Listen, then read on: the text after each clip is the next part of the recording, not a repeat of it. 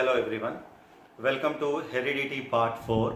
In the last video we have discussed the topic related to autosomes, sex chromosomes, haploid cells and diploid cells. I told you that in a single cell there are 46 chromosomes, and if you take in pair, 23 pairs of chromosomes are available, out of which 22 chromosomes are there which decides the characteristics of the body, and those chromosomes are called as autosomes, and the remaining two leftover chromosomes, they are called as sex chromosomes, which are used for determination of a gender. So we even saw what happens to chromosome numbers at the time of reproduction. So in this video we will see topic related to homologous and heterologous chromosomes. So first we will see what is homologous chromosome. Homologous chromosomes: a set of one maternal chromosome and one paternal chromosome that pair up with each other inside a cell.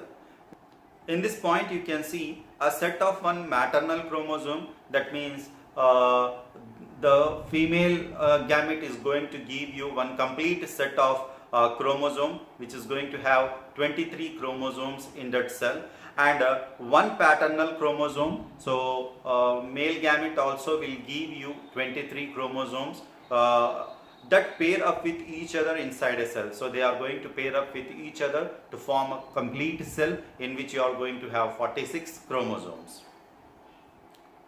They are of same size and shape. So the chromosomes which are going to pair, they will be of same size and they will be of same shape. They bear corresponding gene governing the same trait.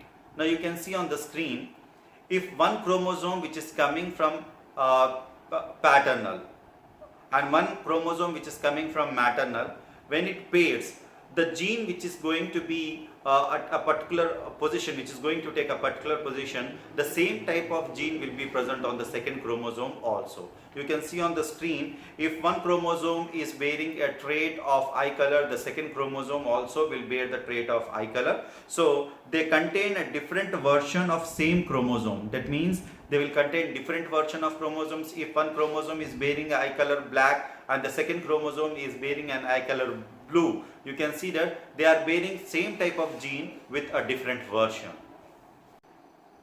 Heterologous chromosome. Now when it comes to heterologous chromosome, it is quite opposite to homologous chromosome. I told you that you are going to get one set from maternal and one set from paternal. They will be of same size and shape, and function also will be same. But when it comes to heterologous chromosome, they differ in shape, size and function. So they are quite opposite to homologous chromosomes. Do not bear the same pair. So they are of not same pair, they are of different pairs. Alleles. So this is very important topic. You can see on the screen the traits are denoted by letters. Now when we saw Mendel experiment, Mendel, what did he do? He took two pea plants, and the trait which was observed was height. So he took one tall pea plant and one short pea plant. So what there the cross pollination took place, and after that in the first filial generation we saw all the plants were tall. So if you want to understand the theme, then let us represent those trait with a letter. Assume that if we are taking a tall pea plant with a what we'll say allele, that is capital T and capital T, and let us take a dwarf pea plant which is representing the allele, that is small t and small t. Now when cross pollination takes place, then what are the alternates which we are going to get, that is displayed on the screen. If you see that presentation, you will understand it very clearly. You are going to get all the first filial generation plants, they are going to be tall. You can see very clearly in the video. Now you may get one doubt here, that is why all the plants are tall. I told you that when it comes to trait, there are two types of traits. One is dominant trait and recessive trait. So here the dominant trait is tall. That is the reason all the plants are tall in the first filial generation. Based on what type of alleles are present in an organism, they have been classified into two. One is homozygous organism and heterozygous organism. Now we will see about homozygous organism. The meaning of homo is similar. Organisms with identical alleles on homologous chromosome. Just now I told you what is homologous chromosome and heterologous chromosome. So if the organism is bearing identical alleles, if the alleles are same, then they are nothing but they are called as homozygous organisms. So I told you that what are alleles. The traits are represented by the letters. Assume that if you are taking a tall pea plant, then we are going to represent it with the letter capital T and capital T. In the same way, if you are taking a small pea plant, then we are going to represent it with a letter allele, that is small t and small t. Assume that you are taking even a color. Assume that you are taking a pea. The color of the pea is green color, then we will represent it with a capital G. And assume that you are taking one pea which is yellow in color, that we will represent with a small g. So in that way, we will represent the alleles with the letters. If self-breed, it gives rise to offspring with the same trait. Now, if you are taking a tall pea plant, assume that the alleles which we are taking in a tall pea plant is capital T and capital T. When it is self-breeded, then what happens? When self-pollination takes place, then the upcoming offsprings, they will be tall. That is the reason you can see in the video, both the alleles are identical. They are capital T and capital T. So what happens here? In all the cases, we get homozygous tall plants. So all the plants will be tall. Heterozygous organisms. Organisms with different alleles for a character on a homologous chromosome. Now, as I told you that in homozygous organisms, the alleles will be identical, and in heterologous organisms, the alleles will not be identical, they will not be similar. So they are also called as hybrid. We can take the example, for example, assume that if we are taking a trait called what we'll say height, and assume that one plant, it got a trait from one parent, that is capital T, and from other parent it got a trait or allele, that is small t. Then you can see here capital T and small t both are available, but the plant will be tall. The reason is that that is a dominant trait. So here the alleles are not identical, they are not similar. So this is nothing but this is the example of heterozygous organism. The video, if you see the video, in this video you can see that what are the alternates which we are going to get when there will be what we'll say cross pollination between this type of alleles.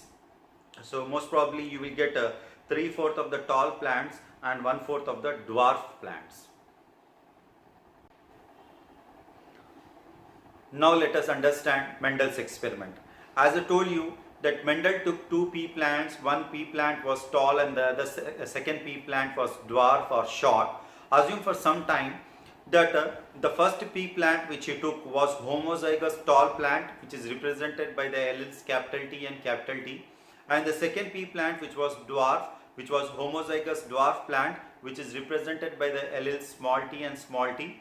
Now, when the cross pollination takes place, what is going to be the result, or what are the alternates that you can see in the video? So you are going to get here, in first filial generation, all the plants were tall. So all the plants which you got, they were tall, and they were inherited by tall by one parent and dwarf by the other parent. So one trait, that is tall, that trait they got from one parent, and small t, that is dwarf, they got that trait from the other parent. So capital T is a tall trait which was a dominant trait. So all the plants in first filial generation were tall. That is the reason when Mendel conducted the experiment, in first filial generation all the plants were tall. Now what did he do? Now he took one of the plant from first filial generation. That means here you can see the plant which was taken from first filial generation.